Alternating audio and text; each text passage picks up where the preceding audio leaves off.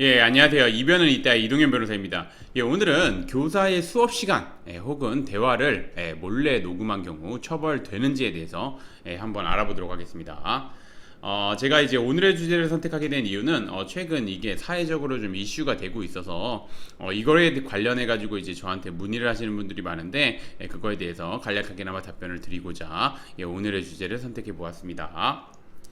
우선 들어가기 앞서 관련된 처벌 규정을 보게 되면 통신비밀보호법 규정이 있습니다. 그래서 이제 보시면 통신비밀보호법은 누구든지 공개되지 아니한 타인 간의 대화를 녹음하거나 전자장치 또는 기계적 수단을 이용하여 청취할 수 없다고 규정하고 있습니다. 그리고 이를 위반한 경우 1년 이상 10년 이하의 징역과 5년 이하의 자격정지에 처하도록 규정하고 있습니다.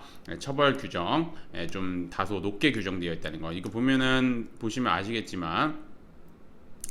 그 벌금형 규정이 없습니다. 그래서 그거 알아두셔야 됩니다. 그래서 한번 보도록 하겠습니다. 교사의 수업시간 혹은 대화를 몰래 녹음한 경우 처벌될까? 한번 보도록 하겠습니다. 오늘의 주제, 교사의 수업시간 혹은 대화를 몰래 녹음한 경우 사안에 따라 다르나 일반적으로 대화 당사자인 학생이 녹음하였다면 처벌되지 않습니다.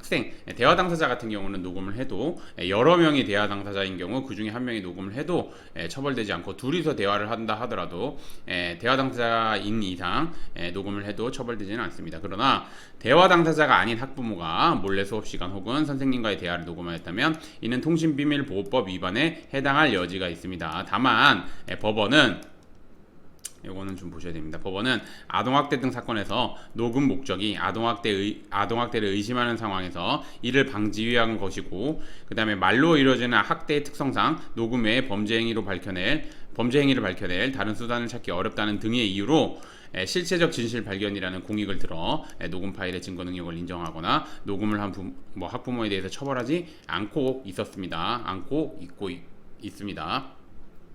그런데 최근 사회적 분위기가 바뀌면서, 사회적 분위기 지금 많이 바뀌고 있고, 당연히 법원은 사회적 분위기에 따라갈 수밖에 없습니다. 왜냐하면 그 당시 사회의 일반인의 관점에서 판단을 하기 때문에 사회적 분위기가 바뀌면서 처벌될 가능성이 높아 보입니다.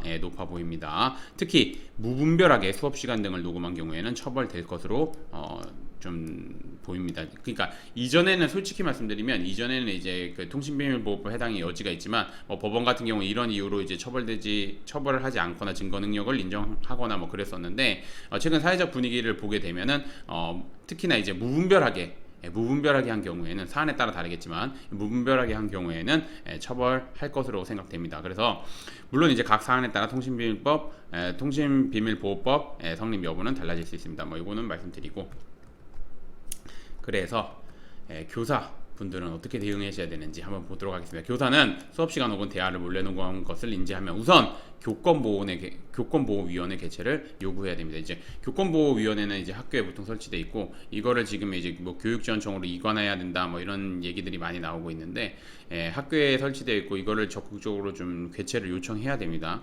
개최를 요청하고, 그 다음에 악의적인 목적에서 무분별하게 녹음을 한 경우에는 학부모에 대해서 형사고소, 아까 통신비밀보호법 위반으로 형사고소를 진행해야 됩니다. 그런 다음에 교사는 추후 교권보호에서 조치가 상대 학생이나 아니면 가해 학생이나 학부모에 대해서 조치가 내려지거나 학부모에 대해서 형사처벌이 내려지면 이를 바탕으로 해서 민사상 손해배상을 청구를 할 수 있습니다. 제가 우선은 교사분들한테 말씀드리는 거는, 저도 지인분들 중에 교사들이 굉장히 많은데, 우선은 스승이라는 이유로 참으시면 안 됩니다. 왜냐면은 그렇게 학생과 학부모가 말 그대로 그렇게 대해주면은 제가 보면 스승이라는 이유로 이제 참아야 되는데, 지금 상황이 그렇게 대해주질 않습니다. 제가 보면은. 그래서 정확하게 잘못을 인지시키도록 정확하게 딱딱 맞춰서 대응을 해줘야 됩니다. 그래야지 이제 교권도 확립이 되는 겁니다. 그래서 제가 다시 한번 당부드리지만, 교사분들 같은 경우 피해를 당했으면 당연히 스승이라는 이유로 참고 넘어갈 게 아니라, 혼자 감내할 게 아니라 적극적으로 대응해야 된다는 거 다시 한번 말씀드리겠습니다. 그래서 앞서 말씀드린 것 같이 녹음을 한 목적, 녹음을 한 내용, 녹음을 한 범위, 녹음 버튼 누른 주체 등에 따라서 통신비밀보호법 성립 여부 등이 결정되므로 섣불리 대응하기보다는 이제 관련된 변호사님이랑 도움받을 거를 그냥 이거는 제가 적어놓은 거고 이거 참고하시면 됩니다. 그래서 뭐 저도 이제 위원으로 활동하고 있습니다. 오늘의 주제를 좀 정리를 하자면 교사의 수업 시간 혹은 대화를 몰래 녹음하신 것이 문제된 경우 교사는 적극적으로 대응하여 추후 이러한 문제가 그러니까 적극적으로 대응을 해야지 추후 이러한 문제가 다시 발생하지 않습니다. 그리고 모든 교사분들이 다 딱딱딱 맞춰서 매뉴얼에 맞춰서 이거를 뭐 저 같은 경우도 이제 뭐 교육청이나 이렇게 교육전청에다가 좀 적극적으로 어필하고 있는 부분인데 매뉴얼을 만들어서 매뉴얼에 맞춰서 딱딱딱 대응하게 만들어야 됩니다. 그래야지 이런 뭐 교권이 확립이 되고 그 다음에 이제 스승이라는 개념으로 다가올 수 있습니다. 그러니까 지금에 보면은 학생과 학부모 같은 경우는 제가 그냥 편하게 말씀드리면 좀 무서운 게 없어서 그렇습니다. 무서운 게 없다. 그러니까 무서운 게 있다는 거를 정확하게 알려줘야 되는 겁니다.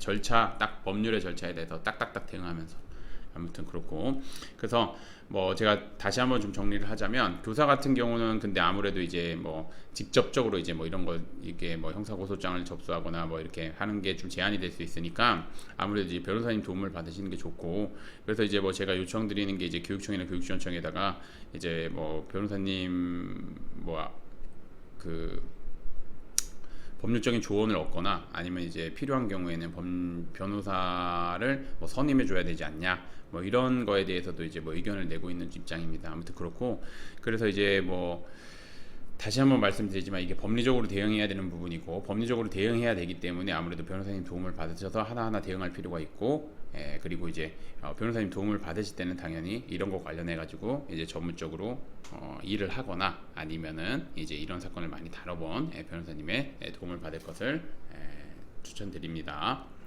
오늘의 주제는 여기까지 마치겠고 저는 이변은 이따 이동현 변호사였습니다. 감사합니다.